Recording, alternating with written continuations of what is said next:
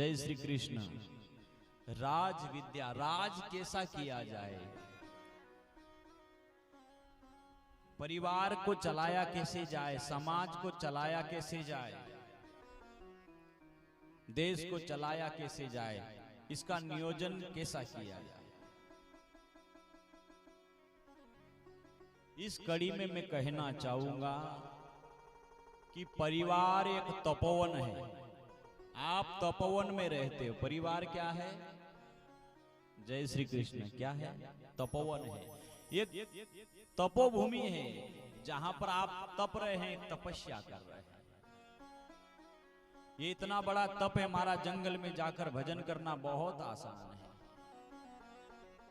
गुफा में जाकर भजन करना बहुत सरल है, पर परिवार के बीच में रहकर सभी का तालमेल बिठाकर सामंजस्य स्थापित कर कर और सबको लेकर चलना और उसके बीच में रहकर भगवान का भजन करना, ये बहुत बड़ी तपस्या है। ये व्यासपीठ से मैं आपको अटल सत्य की ओर आपको ले जाना चाहता हूं। बहुत बड़ी तपोवन है हमारा, ये कोई साधारण बात नहीं, बहुत बड़ी बात। आप तपोवन में रह रहे हैं महाराज, इतनी बड़ा तपोवन है ना, जहां पर ऋषि मुनि भी जिस तपोवन में जाए ना तो वो भी एक बार बोले कि बहुत कठिन काम है। ऐसे तपोवन में आप रहते हो महाराज, इसलिए मेरे भाई बहन, आप इस तपोभूमि में रहते रहते हुए राजयोग के द्वारा अपने परिवार को, अपने समाज को, मानव समाज को, इस तहसील, जिले और राज्य को, जब भी जिसको भी जहां पद मिले, प्रतिष्ठा मिले, जिसको वो रोल अदा करने की भूमिका मिले ना, तो राज विद्या के द्वारा यदि आप परिवार, समाज और देश को चलाओगे ना तो जरा भी तकलीफ नहीं होगी। क्योंकि ये जो विद्या है ना, ये जो राज विद्या है ना, ये कला जो है आप और हमारे परिवार में सामंजस्य स्थापित करेगी। क्या करेगी? जय श्री कृष्ण। क्या करेगी? जय श्री कृष्ण। सामंजस्य स्थापित करेगी, एक तालमेल स्थापन होगा परिवार में, समाज में, मेरे भाई बहन। और वो कैसे होगा? ध्यान रखना, चार बात कहना चाहूंगा और चारों बातों के इर्द गिर्द पूरी जिंदगी चलती है महाराज। दुनिया में इंसान को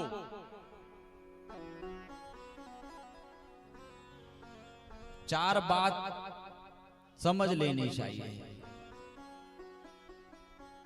किसी को कुछ मिला है दुनिया में, किसी को कुछ मिला है, किसी को कुछ मिला है, किसी को बहुत कुछ मिला है,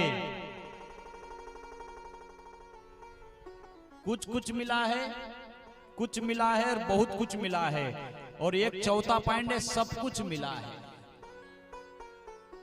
ये चार बात है। किसी को कुछ मिला है, किसी को कुछ मिला है, किसी को बहुत कुछ मिला है और किसी को सब कुछ मिला है। ये राज विद्या आपको कह रही है, जो थोड़ा सा कुछ भी मिला है उसमें भी यदि आप संतुष्ट हो गए तो आपने राज विद्या स्वीकार कर ली महाराज। कुछ मिला है उसमें भी सेटिंग कर लिए तो आपने राज विद्या आत्मसात कर ली। बहुत कुछ मिला है और उसमें भी अपने आप को सेटिंग कर लिया तो राज विद्या सीख ली। क्योंकि सब कुछ यहाँ पर नहीं मिलता किसी को, कोई तन दुखी, कोई मन दुखी, कोई धन बिन फिरत उदास, थोड़े थोड़े सब दुखी, सुखी राम के दास। ये जो बात जो है, मेरा कहने का अर्थ ये है, सब कुछ मिलने पर मत जाना कि आपको सब कुछ मिल जाए फिर मैं सुखी हो जाऊं। इस कंडीशन में अपने परिवार को, अपने समाज को, अपने देश को, अपने राष्ट्र को आप झोंक मत देना कि सब कुछ मिले। हमारा राज विद्या ये कह रही है हमारी राज विद्या, हमारी जो शास्त्र वेद को जो धरोहर ये कह रही है, कुछ मिला है उसमें संतुष्ट कैसे हो वो सीखना चाहिए। क्योंकि जो शास्त्र और सदगुरु और जो राज विद्या है ना, दृष्टि नहीं अपना दृष्टिकोण बदलने का काम करती है। क्या बदल देती है? जय श्री कृष्ण, जय श्री कृष्ण। आप और हमारी दृष्टिकोण बदल देती है। मेरे भाई बहन, भरत जी भगवान राम जी के सामने गए और कहते कि राज कैसे करूं, चलाऊं कैसे मैं अयोध्या को। आपके सामने भी यह प्रश्न आता होगा, परिवार को चलाएं कैसे, समझे कैसे, सबको हैंडल कैसे करते, सबको साथ में लेकर सब परिवार खुश रहे, सबको किस तरह से हम सिस्टम में लेकर आ जाए।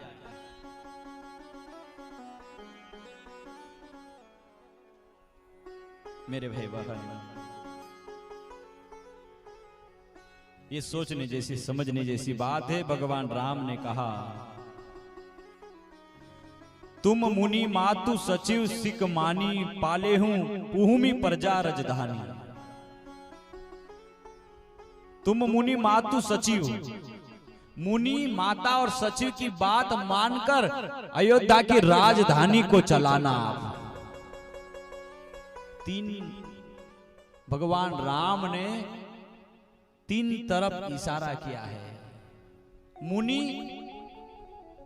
मातु और सचिव। अध्यात्म की दृष्टि से देखा जाए महाराज, मुनि कौन है? जय श्री कृष्ण। मुनि कौन है? अध्यात्म की दृष्टि से मुनि सदगुरु है।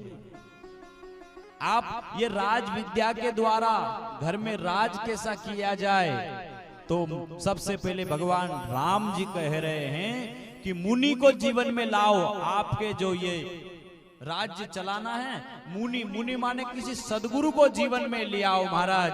तो सदगुरु आपको पद नहीं देगा, सदगुरु आपको पंख देंगे महाराज। पद नहीं देगा, पंख देगा। माने ज्ञान का पंख, विवेक का पंख, भक्ति वैराग्य का पंख देगा भगवान सदगुरु आपने। मेरे भाई बहन, इस विषय में आप और हमको समझने जैसा बहुत कुछ है। भगवान राम जी के चरण में आकर भरत जी ने कहा कि अब आप तो वनवास की ओर निकल गए, अब मैं राज्य चलाऊं कैसे। और आप भी अपनी अयोध्या को, भगवान राम की अयोध्या थी, उसी तरह आपका प्रत्येक घर और आप घर के एक मुखिया जो हो ना, ये भी आपकी छोटी मोटी अयोध्या है महाराज। ये पक्की बात है। आपकी अयोध्या को आपको संभालना है। उसमें पहला पॉइंट क्या है? मुनि, मुनि माने सदगुरु। कोई गुरु आ जाए जीवन में, कोई सदगुरु के द्वारा आप अपना निज सुख दुख किसी गुरु के पास सुनाओगे, तो गुरु वहां से रास्ता बता देंगे कि ऐसा नहीं, ऐसा चलेगा तो तेरा काम हो जाएगा। मुनि माने गुरु। फिर आया है मातु। माता को पूछकर, इनसे सलाह लेकर फिर राज्य करना। मेरे भाई बहन, भवानी शंकरो वंदे श्रद्धा विश्वास रूपिणो। ये जो भवानी जो है, भवानी कौन? जो आप जगदम्बा की पूजन करते हो, पाठ करते हो, जिसका आप नव दुर्गा उत्सव मनाते हो। भवानी शंकरो वंदे श्रद्धा विश्वास रूपिणो। ये जो श्रद्धा क्या है? जय श्री कृष्ण। श्रद्धा क्या है? भवानी है। माता क्या है? एक श्रद्धा है, एक करुणा है। अपने परिवार को करुणा और श्रद्धा के द्वारा, श्रद्धा मतलब एक समरसता, एक सम्यक दृष्टि से अपने परिवार का संचालन करना है। भेद दृष्टि से परिवार को नहीं चलाना है, भेद नहीं करना परिवार। श्रद्धावानम लभते ज्ञानम। ज्ञान के द्वारा परिवार को चलाना है। मातु माने श्रद्धा। जय श्री कृष्ण, जय श्री कृष्ण, जय श्री कृष्ण। सुनाई दे रहा है? पीछे आवाज आ रही है? जय श्री कृष्ण। मेरे भाई बहन, ये जो मातु सो शब्द है, माने भगवान राम ने कहा कि अयोध्या को चलाने के लिए मातु से सलाह लेना, माने श्रद्धा।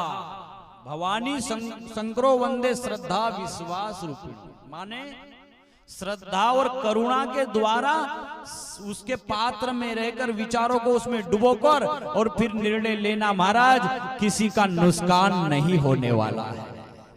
श्रद्धा और करुणा, मेरे भाई बहन, ये कौन है? मातु है, मातृ शक्ति। इसमें करुणा और श्रद्धा, आप जो भी निर्णय लो ना, करुणा और श्रद्धा के साथ में लोगे महाराज, एक भी निर्णय गलत नहीं होगा। न माँ बाप रूठेंगे, न भाई रूठेगा, न पत्नी रूठेगी, न बच्चे रूठेगा। क्यों? क्योंकि आप सभी को समान दृष्टि से देखोगे तो आपकी अयोध्या बहुत अच्छी चलेगी। मातु माने श्रद्धा, और हम देवी को याद करें क्योंकि हम बड़े भाव के साथ में उसको स्वीकार करते हैं महाराज। जय श्री कृष्ण।